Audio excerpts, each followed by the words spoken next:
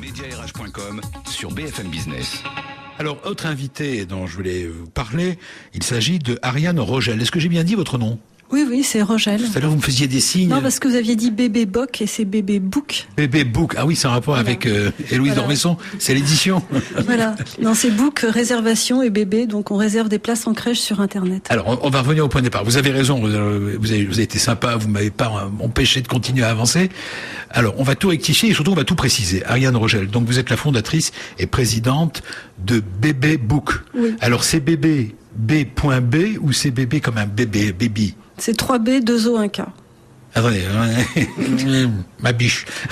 Vous dites 3B 2O, 1K, quoi. Bébé, parce que l'idée c'est que ce soit international, donc bébé ou baby, book. D'accord. C'est astucieux. Voilà.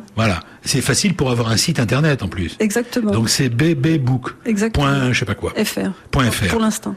Alors c'est une idée originale. Je disais que vous étiez, vous avez reçu un prix, le premier prix Maman au travail, Maman Travail. Le prix du jury Maman Travail le 6 juin dernier. Qui réunissait qui, ce jury? C'était un premier jury?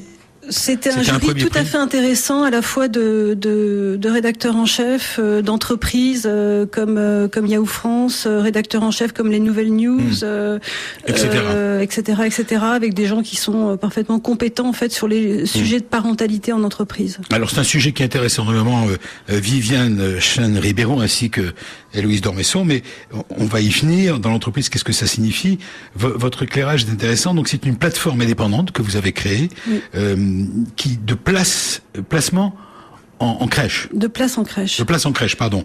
Vous en avez combien à ce jour de places en crèche? Aujourd'hui, on a 450 crèches et on a 1570 places disponibles en temps réel sur le site. L'idée originale, c'est de dire, on va aider, en parlant de vous, on va aider les entreprises à proposer une meilleure vie professionnelle. Oui, une meilleure vie professionnelle. Oui, mais je pense qu'avant tout, le premier objectif, c'est aider les parents salariés à être aujourd'hui à la fois salariés et parents. Et on se rend compte que ça devient de plus en plus compliqué, notamment dans les grandes villes. Et il y a un stress énorme quand on a un enfant. Nous, tous les jours, on a des appels de mamans et affolées. Qu'est-ce que je vais faire? Comment je vais repartir travailler? Est-ce que je peux trouver une place en crèche? Voilà. Donc l'idée, c'était d'aider les parents salariés et bien évidemment de pouvoir accompagner les entreprises sur cette démarche. C'est ça qui était important, avec des solutions concrètes. Oui, et des solutions concrètes. Et ce que j'ai eu dans votre dossier, c'est en même temps l'engagement qui est le vôtre, de dire on est capable de trouver une solution en grande urgence. C'est ça, dans l'heure. C'est dans l'heure.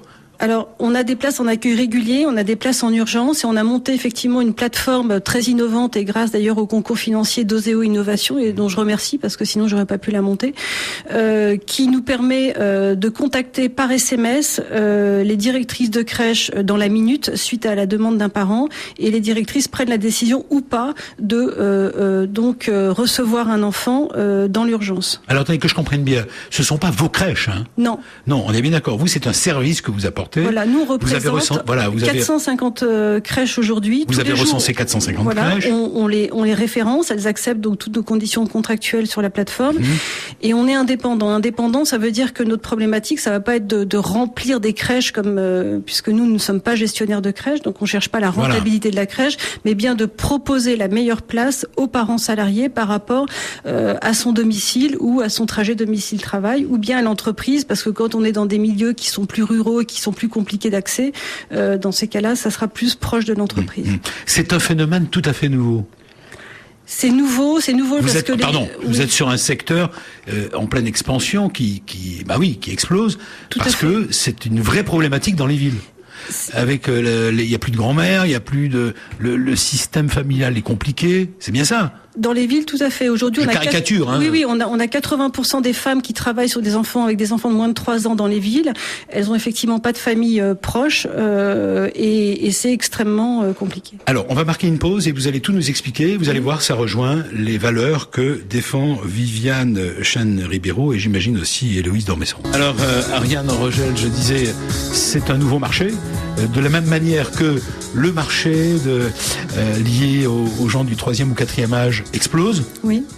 Celui de la petite enfance aussi. Et ça crée des emplois. Oui, on a de la chance, surtout en France, on est à 2,01 de taux de fécondité par femme, donc on est le premier en Europe. Les Allemands J'adore le D.01. Oui, ça veut dire qu'on va tendre vers 2.1 ou 2.2, peut-être. C'est 2 enfants 1. Oui, c'est 2,01, mais ça, je pense que c'est important. En Allemagne, on a 1.4, donc il faut quand même se poser des questions.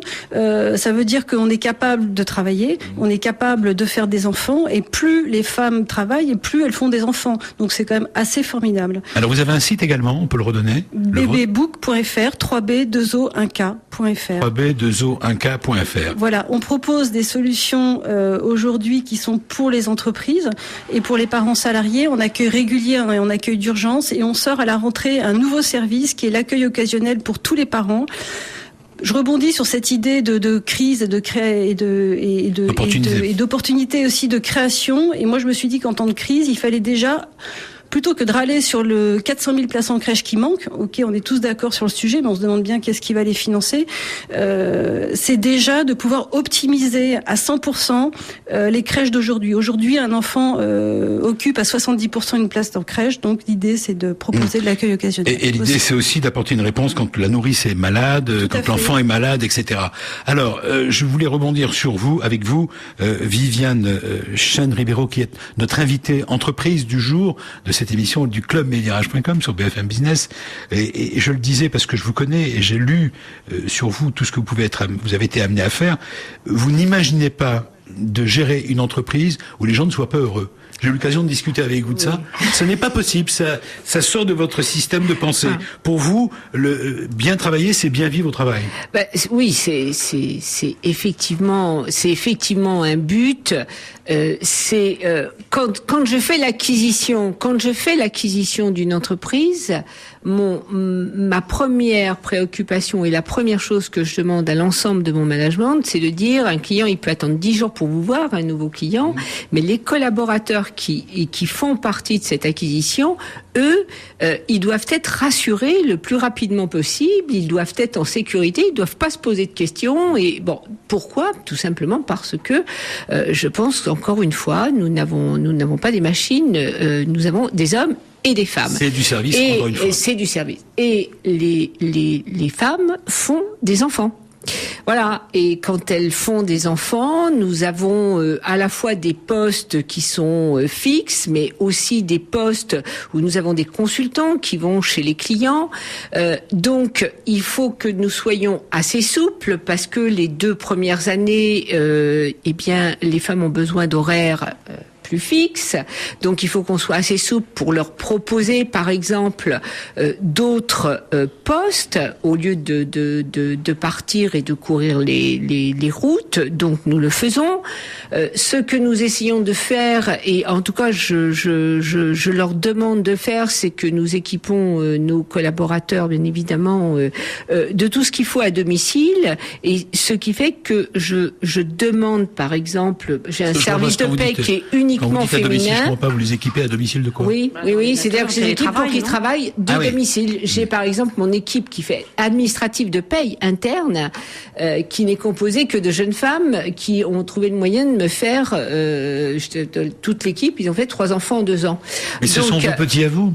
Ce sont nos petits. Alors déjà, voilà. Et donc je leur ai demandé chacune de choisir au moins une journée où elles travaillaient de chez elles et elles font pas les trajets. Pourquoi est-ce important cet attachement de la place de la femme dans le travail?